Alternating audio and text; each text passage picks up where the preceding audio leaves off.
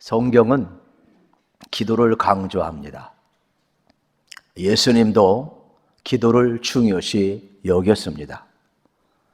성도는 기도를 중요시 여겨야 합니다. 오늘 한 마음으로 하나님께 나아가 기도하자는 귀한 말씀을 나누게 될 터인데, 여러분 개인을 넘어서 우리 교회 공동체가 기도하는 공동체로 우뚝 설 수 있는 귀한 은혜가 꼭 주어지기를 우리 주님의 이름으로 축복합니다. 사람은 약한 존재입니다. 기도하며 살 수밖에 없습니다. 인간은 불완전하고 공허하고 유한한 존재이기 때문에 절대자를 찾을 수밖에 없습니다. 그래서 우리 인간의 불안한 마음이 절대자 하나님과 연결될 때 그 기도는 엄청난 파워가 생기는 겁니다. 기도하는 사람은 두려워하지 않습니다. 기도하는 사람은 담대합니다. 왜냐하면 기도는 나의 결핍을 하나님이 능력으로 채우기 때문에 그렇습니다. 저는 여러분들이 기도를 통하여 하나님이신 은혜, 하나님의 놀라운 권능이 여러분 가운데 꼭 임하기를 우리 주님의 이름으로 축복합니다. 기도가 무엇이냐? 정의가 많습니다. 기도는 영혼의 호흡이라고도 이야기합니다. 산소가 공급되지 않으면 죽지요. 들숨과 날숨이 없으면 우리 호흡 못하니까 죽는 것과 똑같죠. 성도는 기도해야 살아있는 존재지요. 그래서 항상 여러분의 마음, 여러분의 생각이 하나님과 항상 연결되어 있어야 됨을 우리가 생각을 해야 합니다. 또 기도는 대화라고도 이야기합니다. 일방적인 독백이 아닙니다. 주장이 아닙니다.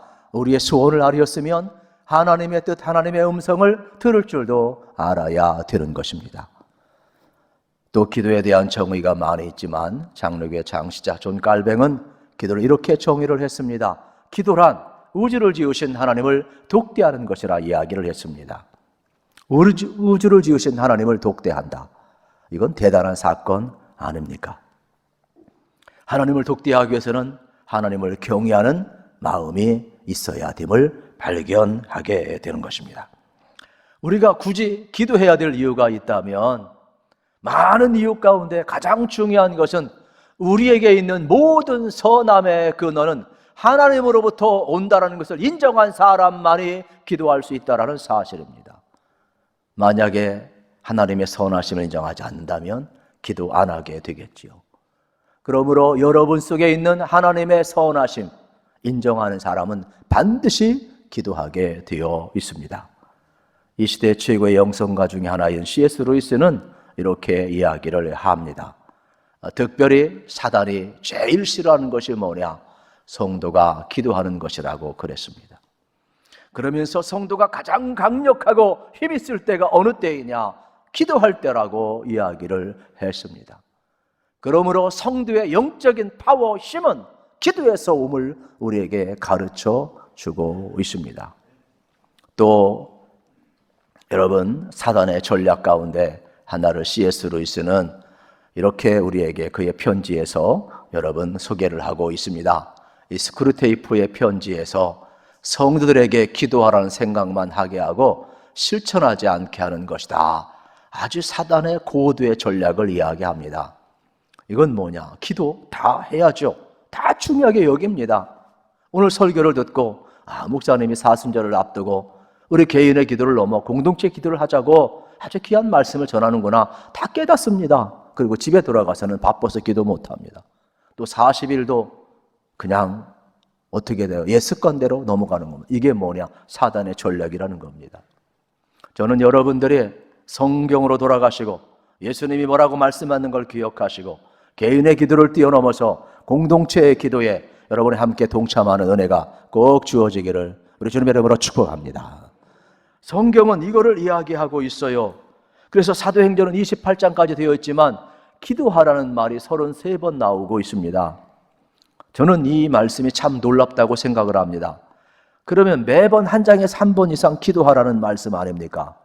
그러면 33번 기도가 얼마나 중요하면 이걸 강조하고 있을까 생각을 해보았습니다. 그러면 왜 굳이 전부 기도 내용인데 왜 4장을 택했을까요? 거기에는 이유가 있습니다. 사도행전은 개인 기도와 공동체 기도가 묶여서 나옵니다. 그런데 4장은 공동체 기도를 우리에게 전해주고 있기 때문에 그렇습니다. 그래서 저는 오늘 사도행전 4장을 통하여서 우리가 개인 기도도 중요하고 공동체 기도가 얼마나 중요한가를 여러분과 함께 공유하기를 원하는 내용이 되겠습니다. 특별히 여러분 사도행전 7장 58절에 보면 스데반 집사의 기도가 나오지요. 복음을 전하고 또 핍박을 당하다가 돌에 맞아 죽여가면서 기도합니다. 주 예수여 내 영혼을 받으시옵소서. 그런데 이 기도는 스데반의 기도가 아니지요. 우리 주님께서 십자가에 못 박혀 죽기 전에 하나님 앞에 기도한 내용이죠. 아버지 내 영혼을 받으시옵소서. 기도했던 내용을 우리는 기억을 합니다. 여러분 우리 인생에 있어서 마지막 드릴 기도가 무엇일까요? 내 영혼을 아버지께 의탁합니다. 저는 목회자이기 때문에 임종도 많이 경험하게 되고 또 장례식을 많이 또 치르게 됩니다. 결국 치유에 올려드릴 수 있는 목회자의 기도는 아버지 귀한 영혼을 받으시옵소서. 그때 하나님의 영이 천군 천사가 그의 영을 받들어서 하나님 품으로 인도해 가는 것 아니겠습니까? 우리의 인생도 마찬가지입니다. 여러분 지금도 귀하게 삶을 살아가지만 마지막 순간에 꼭 이 기도 아버지 내 영혼을 의탁합니다. 내 영혼을 받으시옵소서. 이 기도를 꼭 할 수 있기를 축복합니다. 이것보다 위대한 기도는 없지요. 그리고 스데반 집사는 또 무릎을 꿇고 자기를 핍박하는 자들을 향하여 용서의 기도를 합니다. 아버지 저들은 저들이 하는 줄을 모릅니다. 용서해 주세요. 기도를 합니다. 그러면 이 기도도 스데반의 기도입니까? 아니잖아요. 예수님께서 십자가에서 여러분 어떻게 하셨어요? 로마 병정들을 향하여 자기를 못 박는 병정들을 향하여 기도하잖아요. 아버지 저들은 저들이 하는 줄을 모릅니다. 저들의 죄를 어떻게 하여 사해달라고 기도하는 내용을 우리는 기억하고 있지 않습니까? 예수님의 기도예요. 그러니까 기도는 자연 발생적인 것이 아닙니다. 기도는 배워야 하는 것입니다. 누구로부터요? 예수님으로부터 배워야 하는 겁니다. 그래서 제자들이 예수님 앞에 하도 답답하니까 예수님 우리에게 어떻게 기도해야 될지를 가르쳐 주옵소서 물었어요. 그래서 주님께서 제자들에게 기도의 유산을 주셨어요. 너희는 이렇게 기도하라. 하늘에 계신 우리 아버지 이름이 거룩히 여김을 받으시오며 나라가 임하옵시며 뜻이 하늘에 있는 것처럼 땅에서도 이루어지게 하옵소서. 우리 주님께서 여러분 기도를 가르쳐 주었다는 것을 기억을 해야 합니다. 그러면 오늘 우리들도 마찬가지가 되겠죠. 기도는 주님으로부터 배워야 하고 기도는 주님으로부터 받은 영적 유산임을 우리가 알아야 합니다. 예수 믿고 나면 여러분 가장 중요한 것이 뭐냐? 기도의 문이 열린다는 사실이 되겠습니다. 그러므로 저도 그렇고 여러분도 그렇고 영적 유산을 받았으니 얼마나 감사한지 모릅니다. 사도행전 4장은 공동체 기도라고 이야기를 했습니다.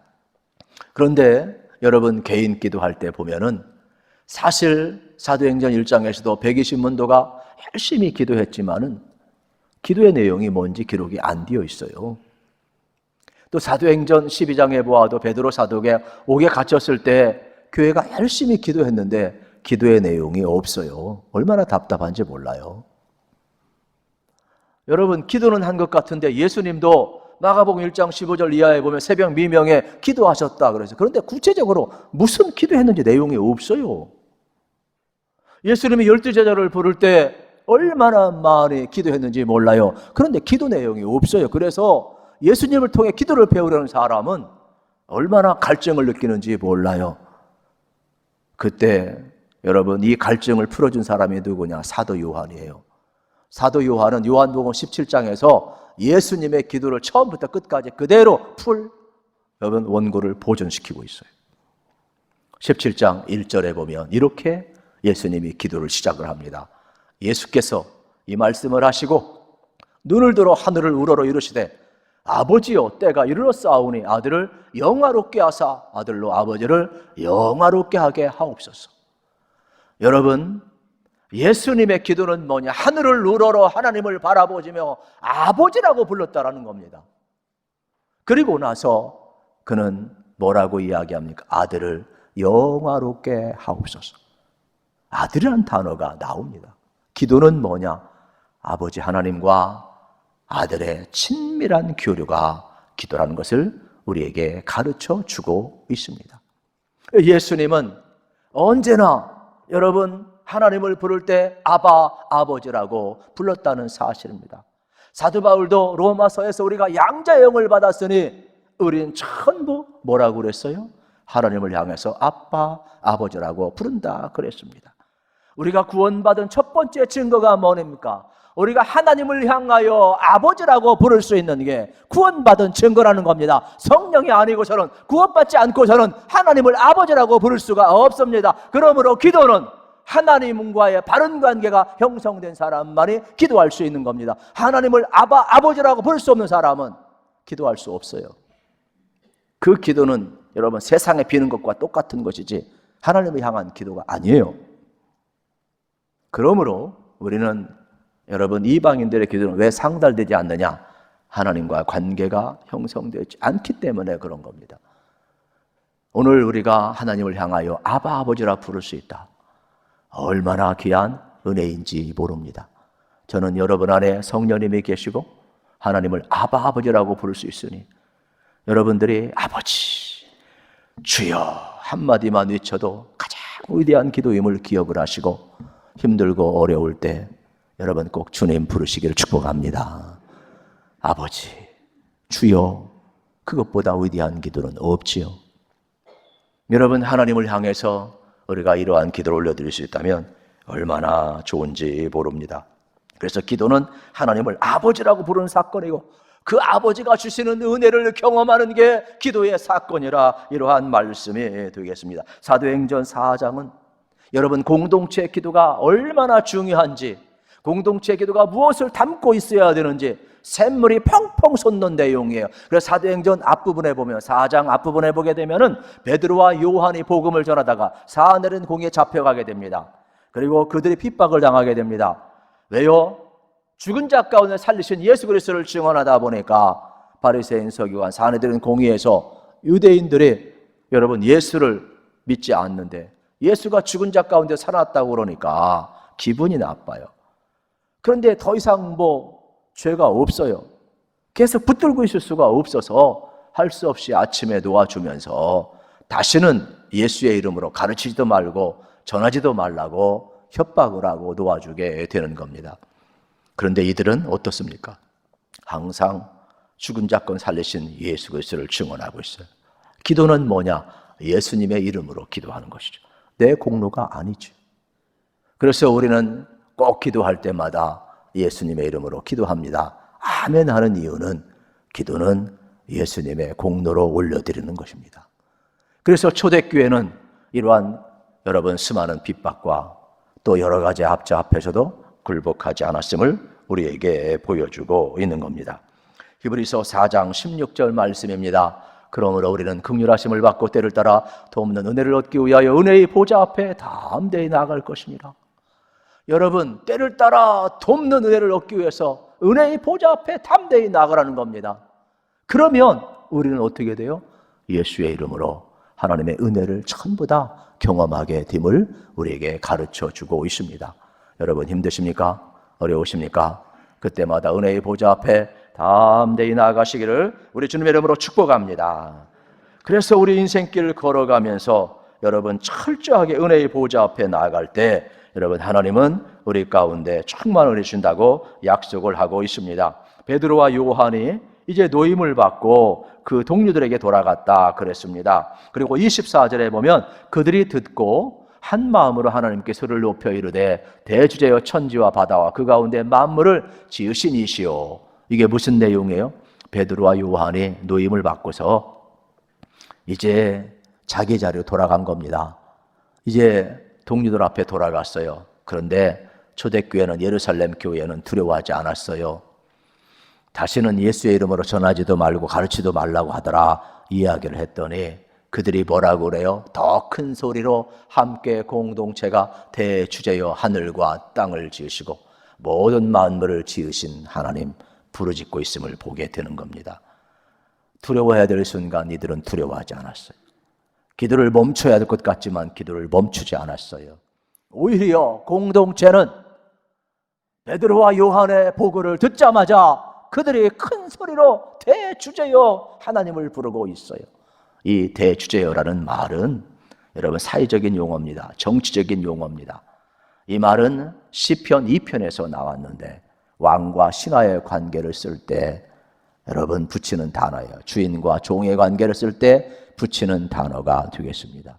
그러므로 초대교회는 적어도 하나님을 향하여 하늘과 땅과 바다와 모든 것을 지으신 대주제요 하나님만이 창조자요 하나님만이 통치자임을 고백하는 게 기도라 이 말이에요.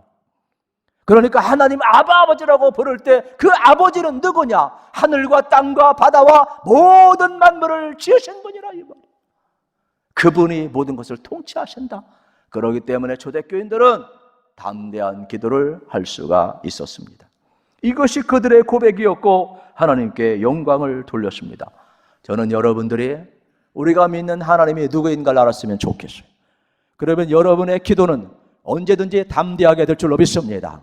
하늘과 땅과 바다와 온 우주를 지으신 대주제신 하나님 부르기만 해도 우리는 담대할 수가 있지요.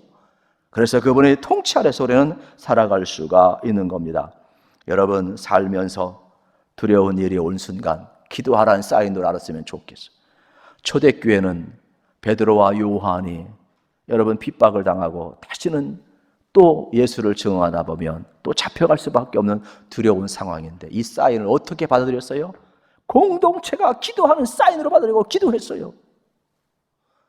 여러분 오늘날 벌어지는 일들을 바라보며 우리가 기도해야 돼요.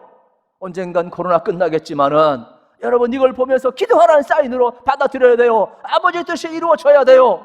여러분 세계 벌어진 일들을 바라보면서 우연이라고 생각하지 마세요. 이 말세의 수많은 징조를 바라보며 기도하라는 사인으로 받아들여야 돼요. 개인도 마찬가지예요. 개인도 걱정이 오십니까? 그러면 기도하라는 사인으로 받아들여야 돼요. 미래가 불안하십니까? 그 불안한 마음이 올 때 기도하라는 사인으로 받아들여야 된다는 겁니다. 그래서 교회 공동체는 어떤 일을 들을 때 여러분 어떻게 해야 돼요? 초대교회처럼 하나님 앞에 나아가 기도하라는 사인으로 받을 줄 알아야 그게 교회 공동체랍니다.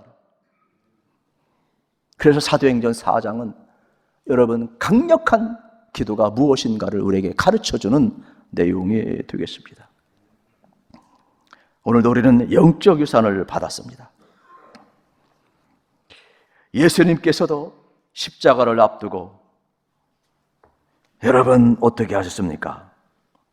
하나님 앞에 나아가 기도했어요. 아버지를 우러러보며 기도했어요. 여러분 상황 어려울 수 있어요. 그러나 그 상황만 바라보지 마시고 하늘과 땅과 여러분 모든 것을 지으신 하나님을 바라보며 기도하는 것, 그게 기도라고 이야기를 한 겁니다. 그러므로 여러분 상황을 바라보지 마시고 하나님을 꼭 바라보시기를 축복합니다. 어디서 이런 힘이 나오느냐? 하나님을 아버지라고 고백할 때 나오는 힘이에요. 대주제여 천지와 바다와 그 가운데 모든 것을 지으신 하나님이시라. 이게 초대교회 신앙의 고백이었어요. 오늘도 이러한 고백을 할 수 있다면 우리의 신앙은요 강력합니다.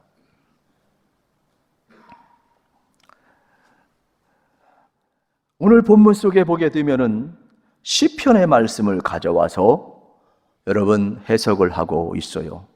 그래서 25절은 시편 2편의 말씀을 가져온 내용인데 또 주의 종 우리 조상 다윗의 입을 통하여 성령으로 말씀하시기를 어찌하여 열방이 분노하며 족속들이 허사를 경영하는고. 이 내용이 뭐냐면 오늘 사도들이 핍박을 당하는 것이나 예수님이 여러분 십자가에 못 박혀 죽는 사건이나 교회가 성령의 역사로 불같이 일어났지만 또다시 핍박을 당하는 이 모든 사건은 우연한 사건이 아니라 하나님이 이미 일찍이 다윗의 입을 통하여 예언한 사건이고 그 예언한 사건이 지금 이루어지고 있다는 겁니다. 그래서 오늘의 상황을 하나님의 말씀을 가지고 해석하고 있는 게 기도라 이 말이에요. 교회 공동체는 뭐냐? 오늘 벌어지는 일들을 바라보며 하나님의 말씀으로 오늘의 상황을 해석하는 게 교회라 이 말이에요.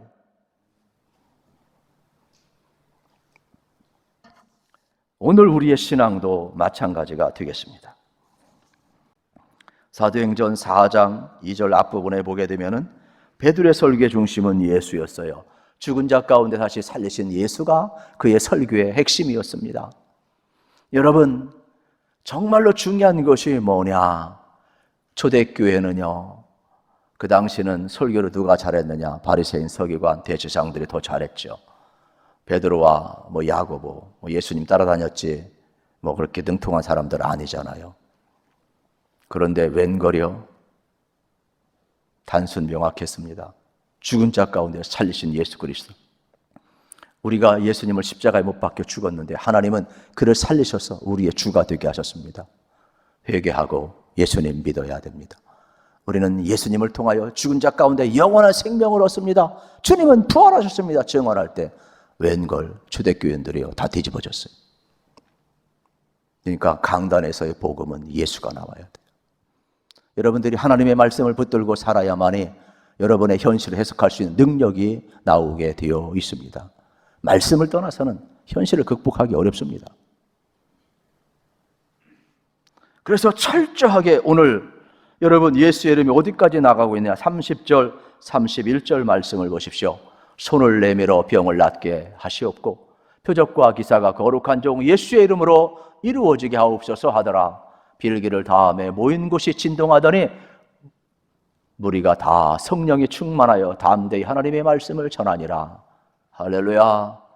여러분, 예수의 이름으로 구원받는 것이 아니라 예수의 이름으로 기도하였을 때에 병든 자들이 나음을 얻습니다. 표적과 기사와 이적이 나타났다고 이야기를 합니다. 빌기를 다음에 진동했다고 그랬습니다. 진동은 흔들리는 건데, 움직이는 건데, 성경에서 진동은 하나님의 임재를 이야기합니다. 하나님이 기도하는 그곳에 임재하셨다라는 겁니다. 우리도 기도하다 보면 진동을 느끼죠. 하나님의 임재를 느끼는 겁니다. 그래서 나는 이러한 기도를 하는데 하나님의 임재 가운데 속에서 깨닫게 되죠. 하나님은 이런 걸 원하는구나. 그래서 내 뜻을 내려놓게 되죠. 그래서 하나님의 기뻐하는 뜻으로 여러분 우리가 기도하다가 발견되는 게 얼마나 많은지 몰라요. 또 이들은 말씀을 믿을 뿐만 말씀을 전했다 그랬어요. 믿지 않는 걸 어떻게 전합니까? 기도하면 하나님이 믿어지고 기도하면 말씀을 전하게 되는 놀라운 역사가 여러분 나타나고 있음을 우리는 발견을 하게 되는 겁니다. 그래서 여러분의 삶의 자리 속에 여러분 다시 한번 하나님의 말씀이 믿어지고 기도가 응답이 되고 그래서 여러분의 삶의 자리는 어떠한 자리가 되어야 되겠어요? 하나님의 역사하는 자리가 되기를 우리 주님의 이름으로 축복합니다. 특별히 여러분 영적 온도를 기도를 통해서 올리시기를 바라고 여러분들이 정말로 하나님을 아바 아버지라고 부르면서 여러분 다시 한번 하나님과 친밀한 교제가 이루어지고 인격적인 관계가 온전히 여러분에게 꼭 임하셔서 누리시기를 우리 주님의 이름으로 축복합니다.